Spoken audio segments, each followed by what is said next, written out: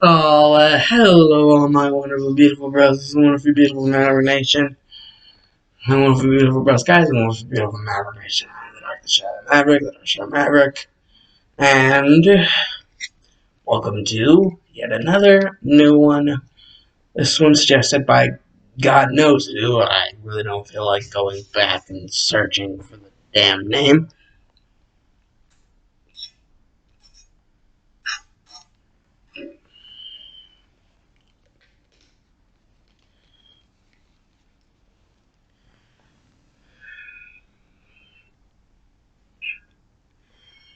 Basically, this is going to be what if Izuku was Pennywise.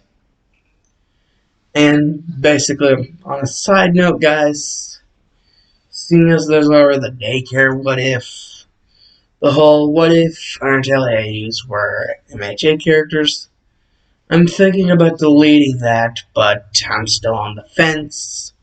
Though very close to thinking of deleting it like completely. Though I'm still on the fence.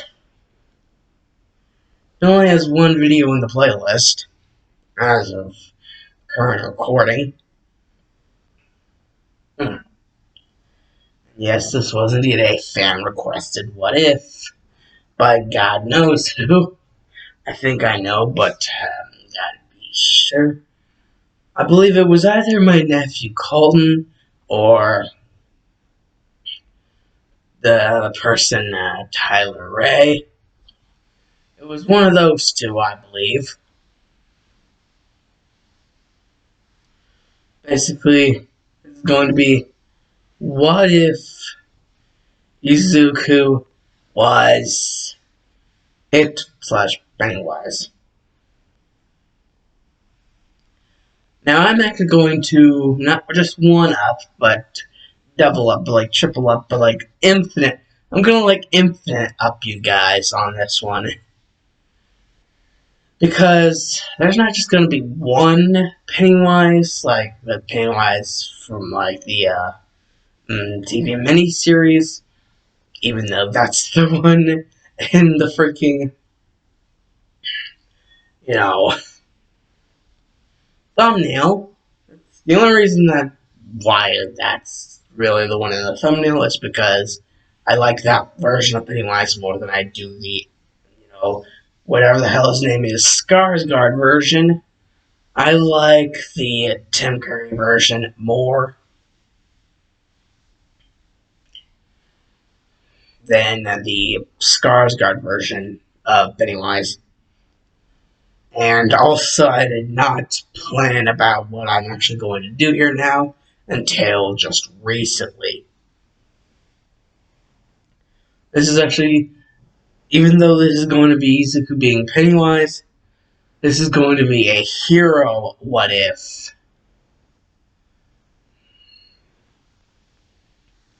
And how the hell is that? You might be like, oh, how is that going to be possible? I mean, Pennywise is in no way a hero. He's like a literal Giga Bowser-sized freaking Pogo the Clown, John Wayne Gacy, freaking space demon spider. How the hell is he going to be a good guy?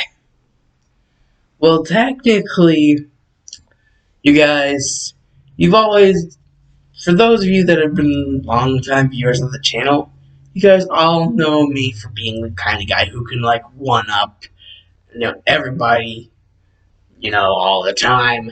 Because I just automatically change around the story before it even begins. Basically, well, in this story, there's going to be 3 Pennywises. And why is that? Because the giant turtle that is in the book, yes, in the book, there's a giant turtle, which is Pennywise's, like, mortal freaking enemy.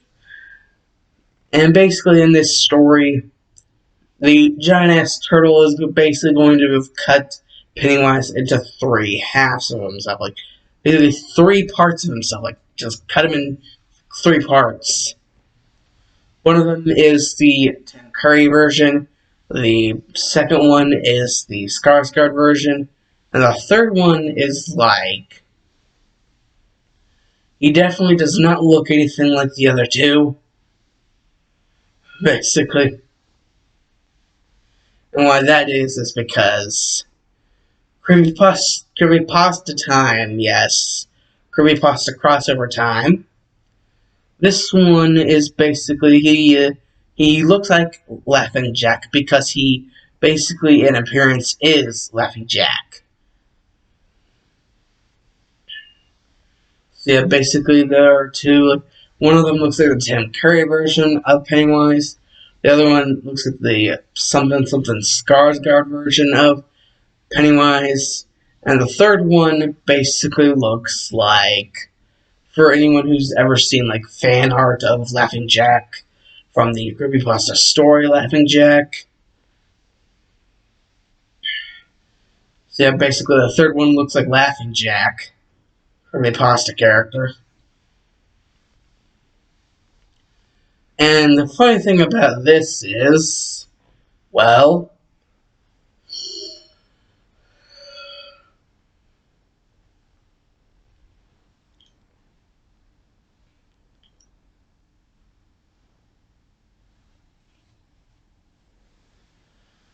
the thing about this, oh boy, oh boy, oh boy, oh boy, oh boy, oh boy, oh boy, oh boy.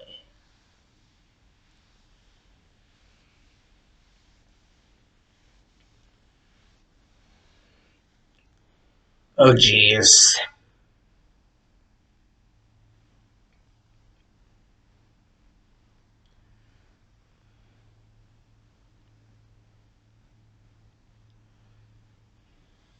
Well,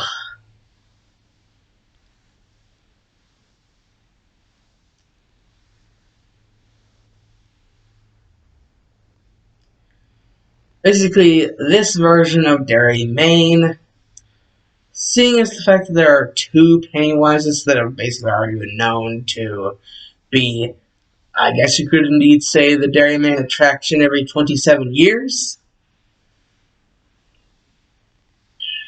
I mean, how can there be two if there's only one Derry, Maine? Well, how exactly do we answer that? Well, Stephen King's Dark Tower. Basically, like, multiple realities, so multiple Pennywises. So, in this, Pennywise really isn't so much as a name as it is a title. Like, it is like a placeholder for the title of Pennywise. And Pennywise is kind of just like this title for, like, each one. The first one, the Tim Curry looking Pennywise, their actual name is Charlie. And the Skarsgård version, their actual name is Zozo. And the reason why Charlie and Zozo is because of the game Charlie Charlie and the demon Zozo that, basically pops out of nowhere every time you play with a Ouija board. And the game Charlie Charlie. So, yeah, the Tim Curry one being named Charlie, and the Skarsgård one being the actual name being Zozo. But they're kind of given like this facade, like being the name being, well, Pennywise for both, even though that's not the actual truth. That their actual names are Charlie and Zozo. Because, a space demon.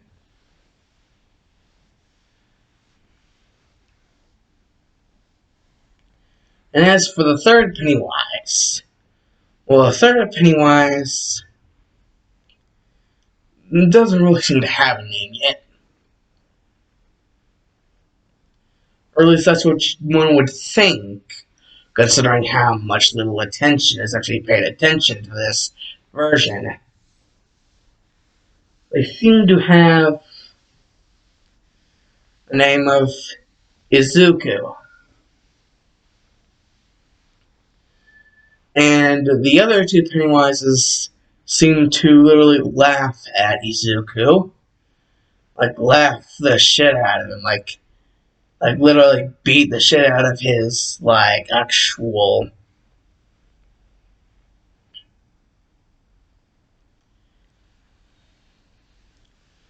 like, self-esteem. So basically, his two brothers are, freaking jerks to him constantly. Constant jerks. And so Izuku kind of really, is just kind of feeling like he's getting the shaft here. He also begins to realize that the reason why he's getting treated this way is because, unlike his two brethren, he isn't like them. He isn't what is indeed known as the dairyman attraction every 27 years.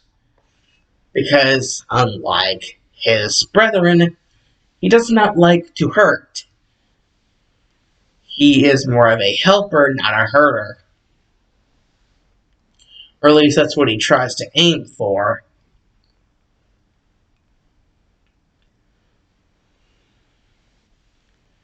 And his siblings hate this so much about him that they've actually tried to kill him before every 27 years before they actually go out on the hunt for humans.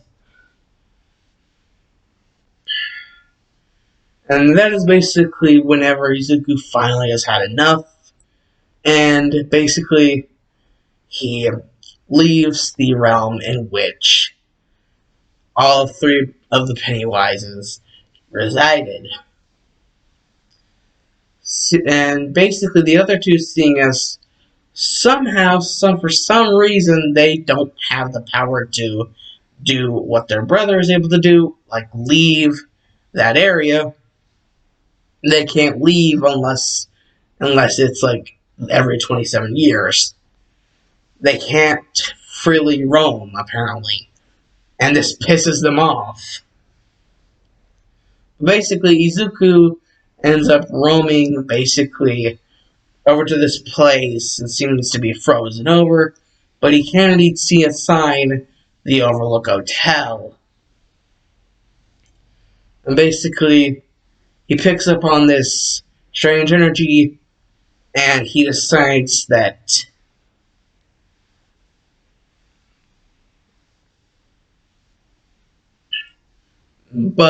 basically, he ends up, giving it the definition, The Shining.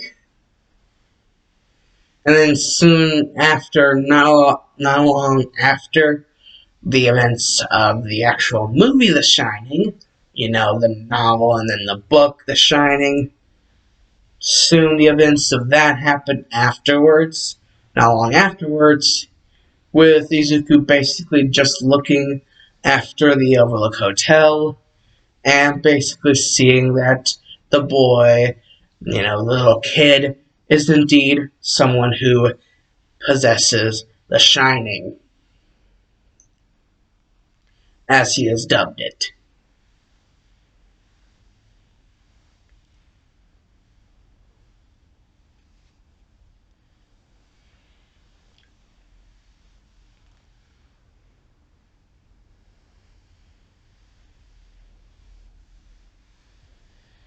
And, well, it seems that even though humans are able to sort of get in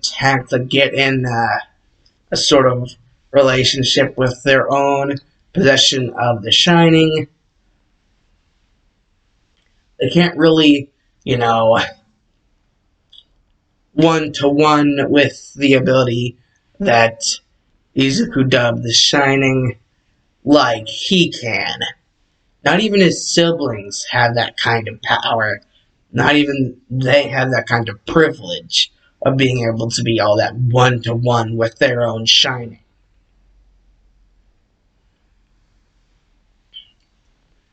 And, well, you guys may be wondering, what does Izuku use his shining for?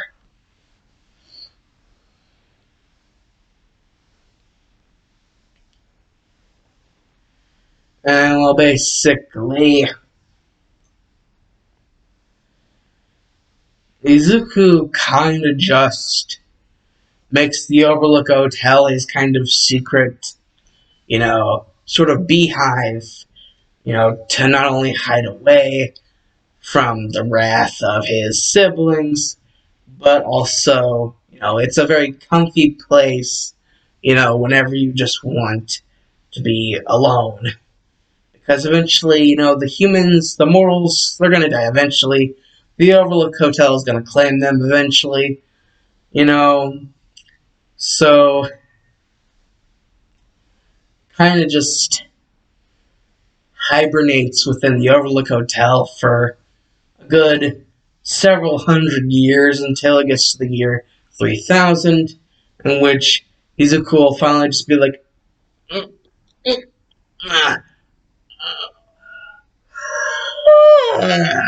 jeez, oh god, it's cold. The Overlook Hotel usually isn't this damn cold. Wait, what the hell? Uh, the place is gone. Am I underneath a bridge? I slept through the destruction of the entire hotel? And how long the hell did it take them to do that? And how did I sleep over that? Wait, I'm hearing something. Wait, it sounds like, hey, kid, give me your body. And the reason why a sledge villain, yes, this is a sledge villain, say, give me your body, and well, kid, is because Izuku basically should someone would have actually found him, hibernating within the walls of the Overlook Hotel. He didn't want them seeing that he was not, mortal. So, basically, he disguised himself to the point to where even while he was, unconscious, he would still be disguised. So basically, the sled villain, tries to go after him.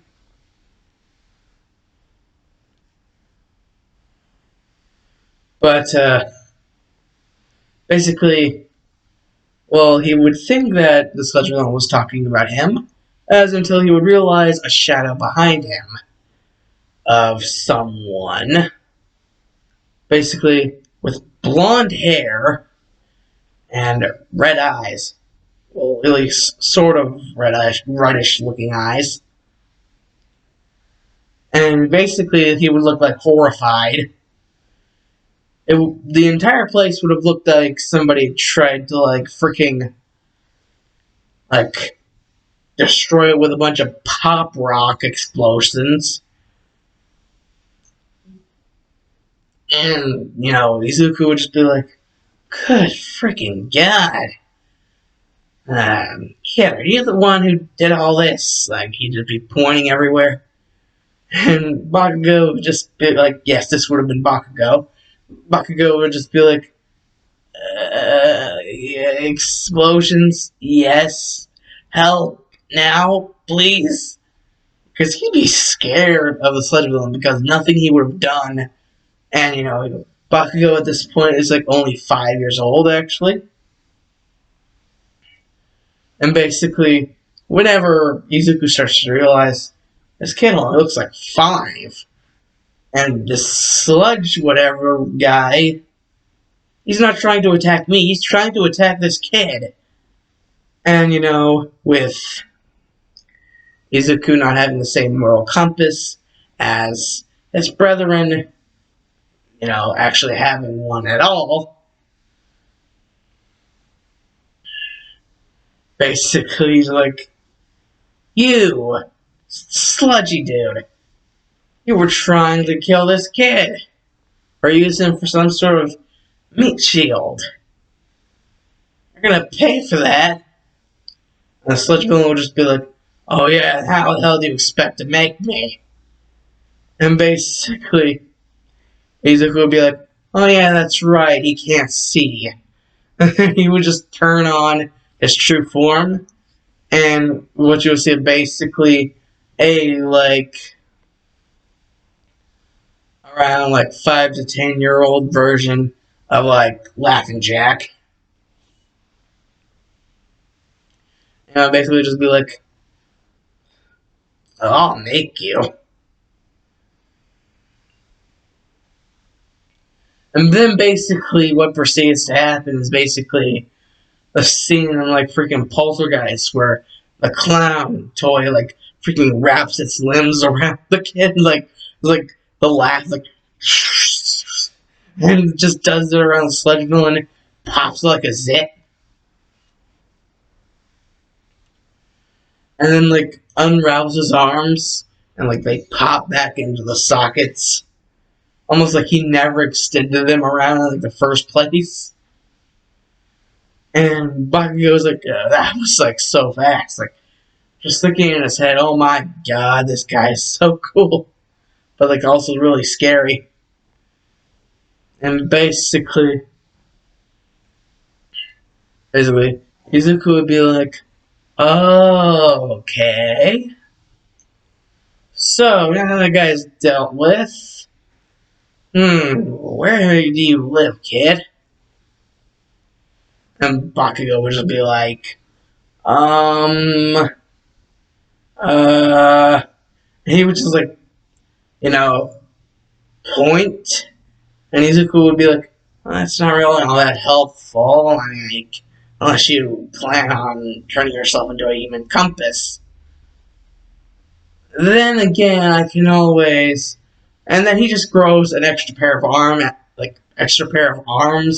out of his back, and then uses them to grab onto Bakugo, and just pop him on his shoulders like piggyback style, and then it's like, human compass away!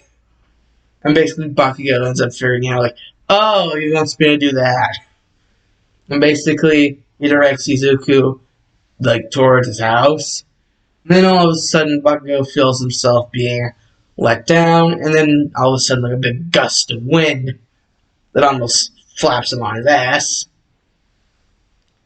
And then whenever Bakugo goes to like, hey, he'd just be like, what the? He would see that no one was there, almost like he never even existed. But the smell of like a sludge villain still did linger a little bit. So Bakugo would indeed have known that, yeah. And basically, while Bakugo went inside, basically, off in the distance we would see, perched in a tree really high up, would have been Izuku. Because Izuku, now knowing that he had shown someone his true form, basically a Pennywise, basically that looked the way that he looked.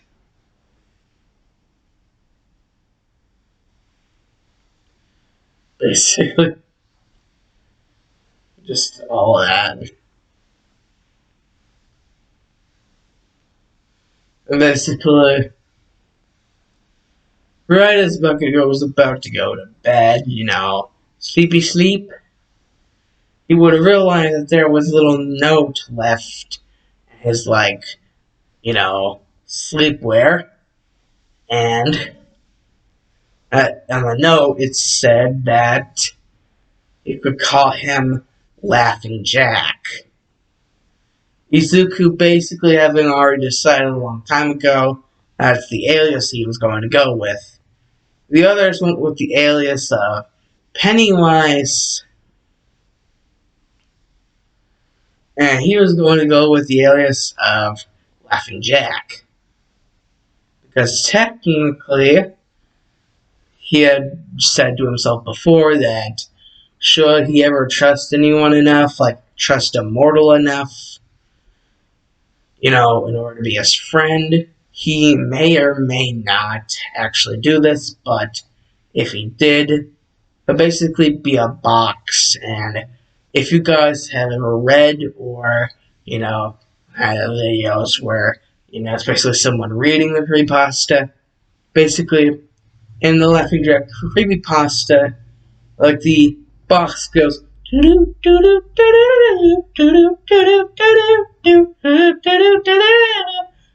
the last part into the that part's like cut out right before he just pops out of nowhere. So basically, you know,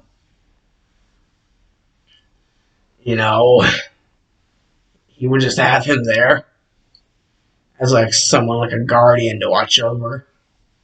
Because as from what Izuku can see from what he saw in Bakugo's eyes after he had saved him, because they say the eyes are the windows into the soul, you could see that he was kind of the butt of the joke for the entire class. Not just the class, but the school he was a part of. Even the principal and teachers, thought of him as the butt of the joke. And it doesn't really get any better from the local townsmen, cities, civilians. Even they kind of, give him the shitty life. From glares all the way to physical violence to basically pure throwing shit. Gets to the point where it even gets rocks and shards of glass and God knows what else. And if that's not all that bad, there's even the fact that his father, Masaru, has openly voiced with four right in front of him.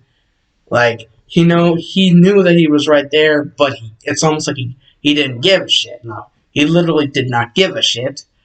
That he openly said that he liked his older sister, Kasumi, more than him, to the point in which he actually regretted having another kid, considering that another kid was him.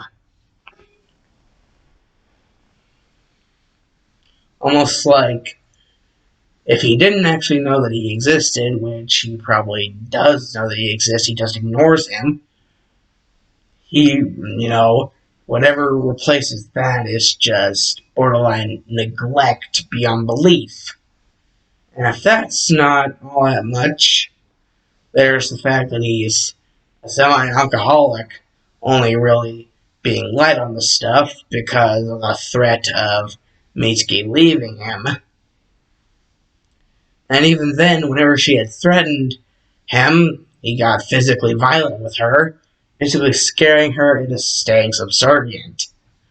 So yeah, basically Bakugo's father, Masaru, in this, is a literal asshole. And as for Kasumi, basically Bakugo's sister in this, following the footsteps of her father, otherwise, basically told that she was going to basically get what her brother got, only worse, if she didn't.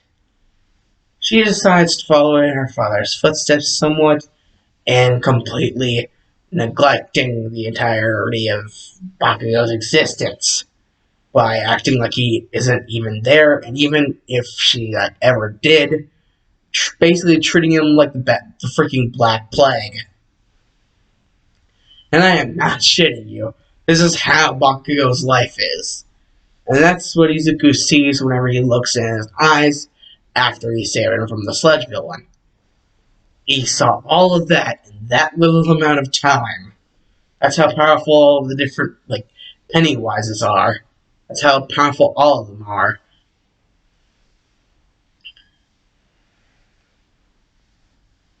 And the fact that Izuku can manipulate the Shining just makes him even more powerful and dangerous, never comparing just how much, his own siblings, his own kin treat him like shit.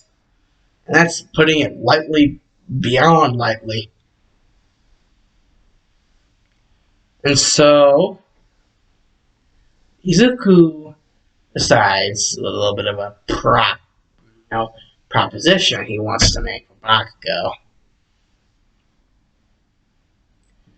I mean, seeing as he's not, as tightly, bound to certain places like his kinfolk, I guess you could call him that, if you felt like, I guess, kinfolk. Seeing as he isn't as tightly bound, he can pretty much go wherever. So, he did, and eventually he did find someone, but that ended up leading him to finding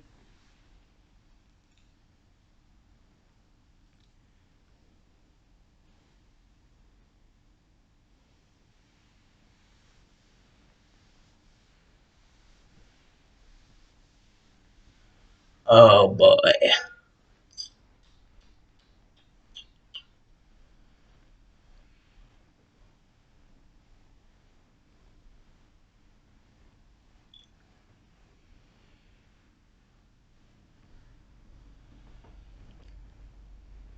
But he eventually ends up finding.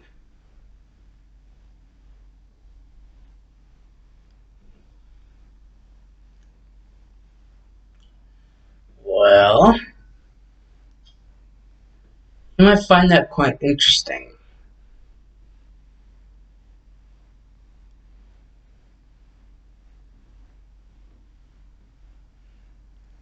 Oh boy.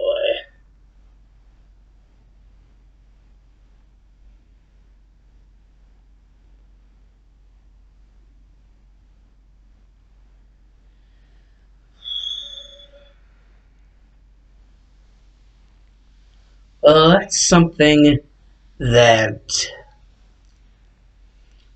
Izuku basically decides himself now truly, just jumping into the new alias of Laughing Jack, as he calls it, his new alias, his true new name for himself.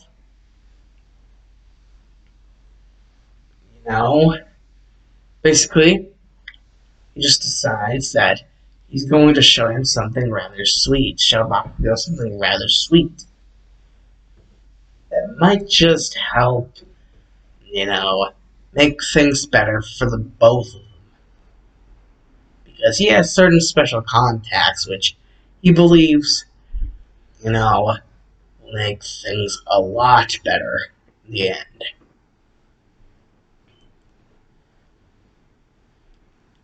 As of now, Izuku is even talking to some of his friends.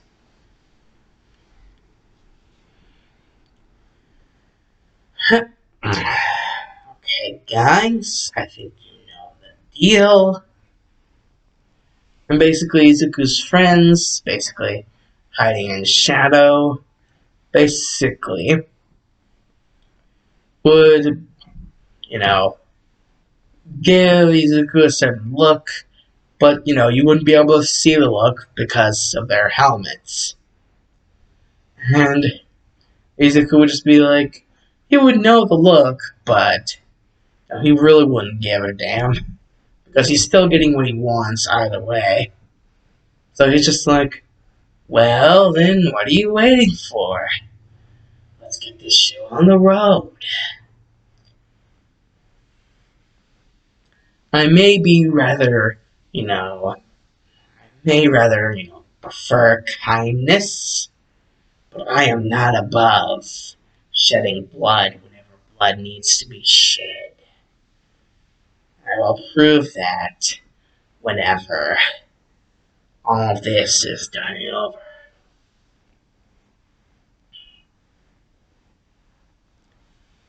Now, let's see. Oh, this is hilarious.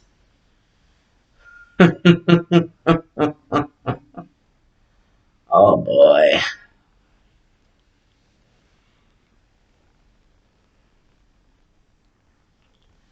Oh my.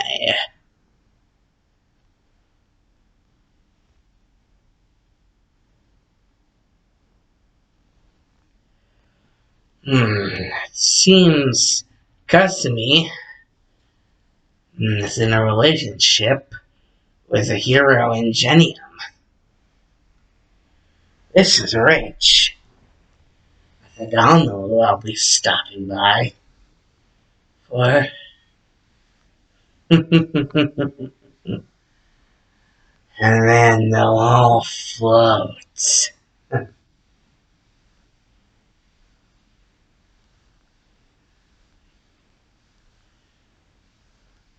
This basically cuts to later on in the night, whenever, Kasumi would just have left for a certain, thing to basically pick up her date because she would have been going on a date. So she would basically be going to pick up her date, and they'd be doing their whole date thing. And basically, well,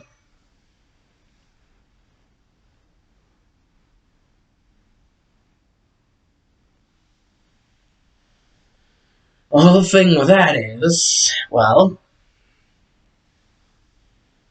not too long after basically the, whole image of their daughter going off in the distance and then just ultimately, leaving them to go to their own devices, Bakugo's parents, Mitsuki and Masaru.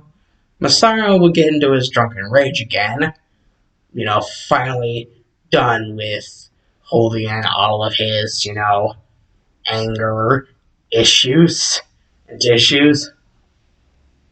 And, just taking this all out on Mitsuki for being, quote unquote, soft with Bakugo. And allowing,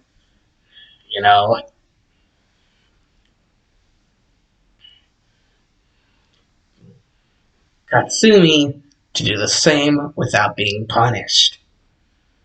Yeah, this is the point where it's getting really bad.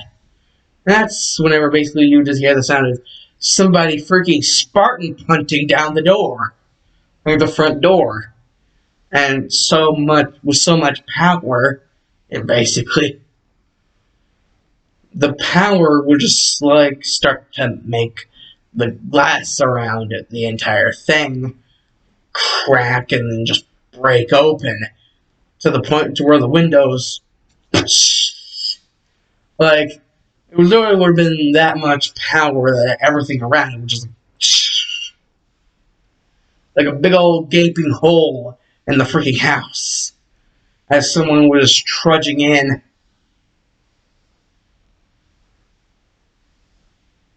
Not as really as someone, but someone's. Someone with a spear, and another someone who basically making an ear-grating sound, which really isn't helping freaking Masaru's already hangover, even though he's straight in the middle of being drunk, not even near, like, freaking getting sober. So I don't know how he's able to freaking get a hangover. But good God, still a sound is, like, driving him mad. And that's when they're basically just a swing, and then basically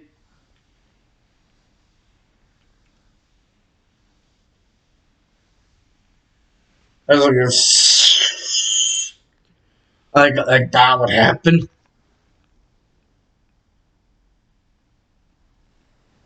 And as that would happen, like every single like body part would like slide off in like 5 different directions at once. Like the head popping off at the end. With a stroke of blood like streaming out. Like with one like puddle. And it would be like one of those ultimate assassination techniques. And basically Mitsuki would get a little bit more of a merciful death, in which she would just be grabbed by the back of her neck, thrown up, and as she was falling down, basically the one would just prop up the spear that they had. They would prop it up on the floor, and basically this would cause basically to get shish kebabbed by the spear. Ultimately, like with so much force that this actually sliced her in half, like bisected.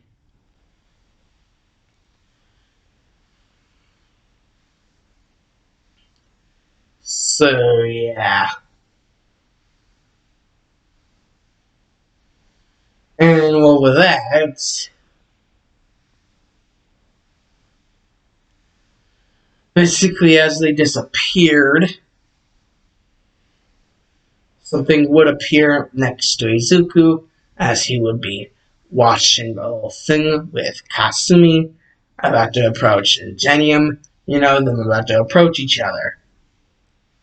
Someone looked like they were in like some sort of nurse's outfit, but their like bodies like contorted in all these different ways and just like unsettling looking.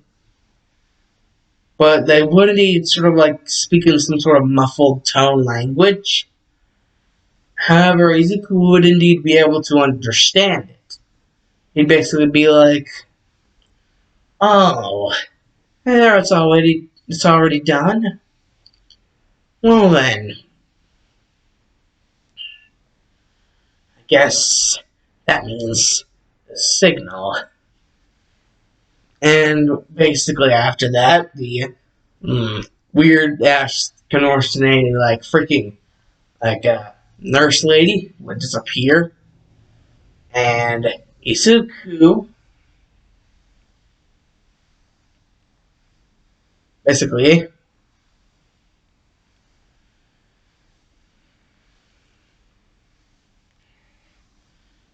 all of a sudden Ingenium right in the middle of his talk with Kasumi just gets stabbed in the back of the spinal cord straight through all the way out into the front of the neck, and after the other side and pulled back, yanked out with a head flying up and someone catching it.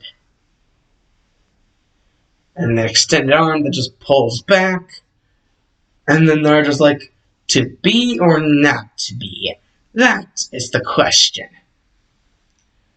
And Kasumi would just look at this person and be like, what the hell? And basically the person would just be like, ugh, Jesus. Bakugo was right about you being a screaming banshee. And, the person would just be like, hello there, I'm Laughing Jack, and you're dead. For treating your little brother like he is less than human, like he is subhuman. Trash like you don't deserve to live. And he would just do the whole poltergeist like clown thing again, but instead of just like popping like a zit, he would like do some Salem witch trials, like hanging her, like pulling her all the way up and like hanging her down, like her body would like start to like crucifixion, like everything would just pull apart at different ends, like pop open like a Mr. Potato Head. And it would just be freaking crazy. And well, Izuku would just be like, well, I guess that is the end of that. And after that, basically, all the blood on Izuku would disappear. With Izuku just slurping it all up, leaving none left behind. And just like popping out of existence. And back into existence, right with Bakugo. As he's just in his room, kind of just like tired himself out, crying himself to sleep. So, yeah, he wouldn't have heard any of what just happened with his parents.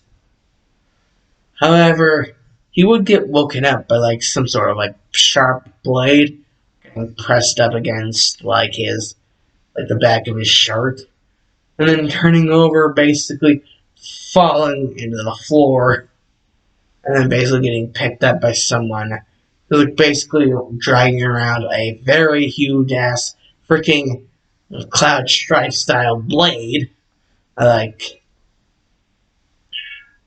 and both of them would have like giant ass freaking helmets on top of their head. The one with like giant ass Cloud Strife sword, and then there would be the other one. They would have been the one poking him, and basically they would both have helmets. The person that poked him, like, be poking him with like a little like freaking spear thing, arrow spearhead type thing. And then they would both like kind of have like their hands on like Bakugo's shoulders.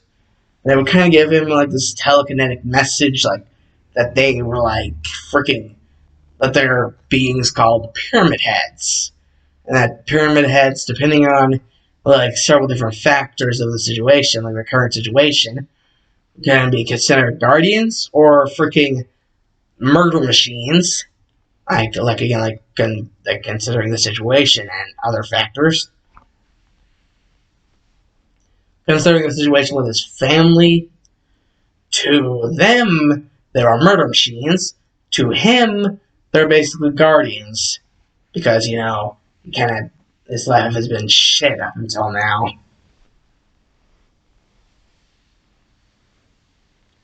And basically, they have other allies.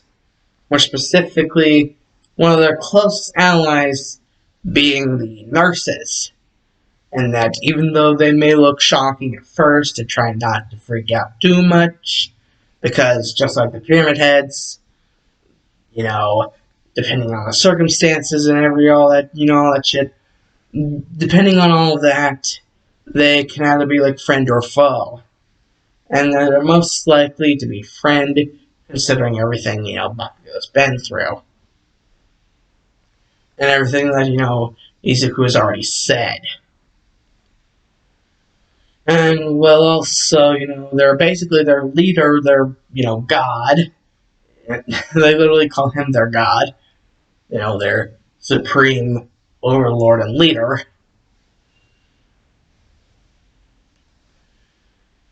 Their god. Laughing Jack.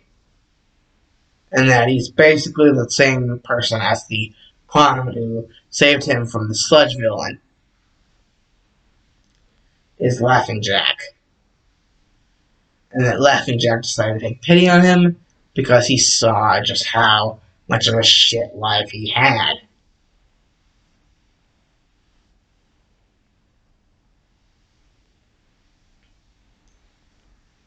And basically, once, he gets, Bakugo gets calmed down, and, he actually gets to meet the nurses and everything.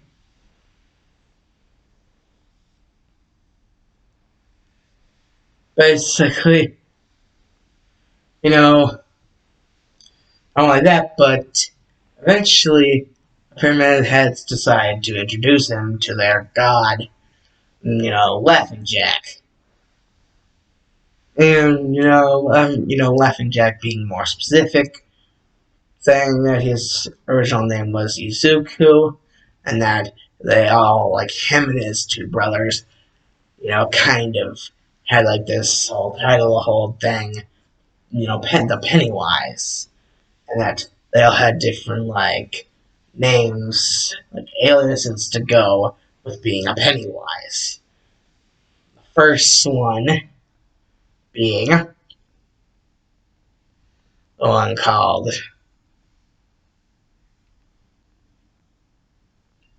Charlie, the second one being called Zozo.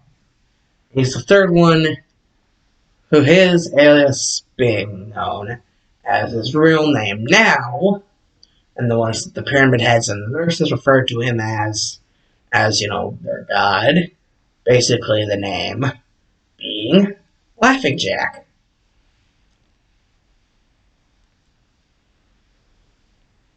and that seeing as Bakugo does indeed seem to be more friend than foe, he can also call him Laughing Jack. But only his allies, none of his enemies.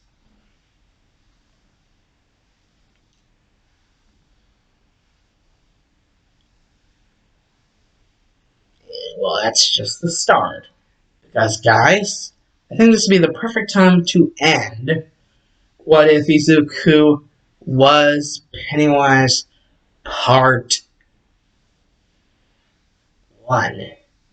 However, just because I ended Part 1 does not mean I am ending the video. Because I got news for y'all.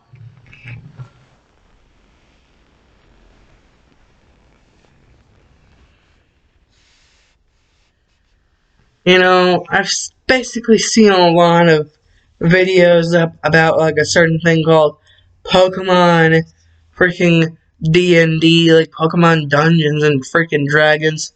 I don't know how the hell other people play it, or how, you know, what kind of rules they make, but I may just want to join in the fanfare in my own special ways.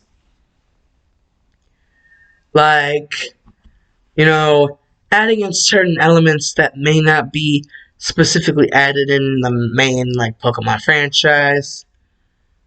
You guys may not know now, but, oh, trust me, you will indeed know in the future. Yes, Dark Shadow Maverick's very own Pokemon D&D. Why this? Well, I damn well told you why. I got interested, and so I want to do my own version.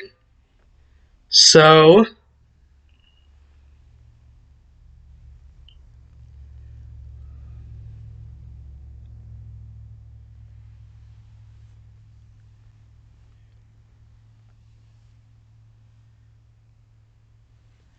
basically, I will indeed have myself enter. Yes, I will be the main character, and seeing as it's my favorite Pokemon, Pichu. Don't care. I'm just gonna do it. The doses and Dark Shadow Maverick is OUT out here, you boys. Like, favorite, subscribe. Click that little bell.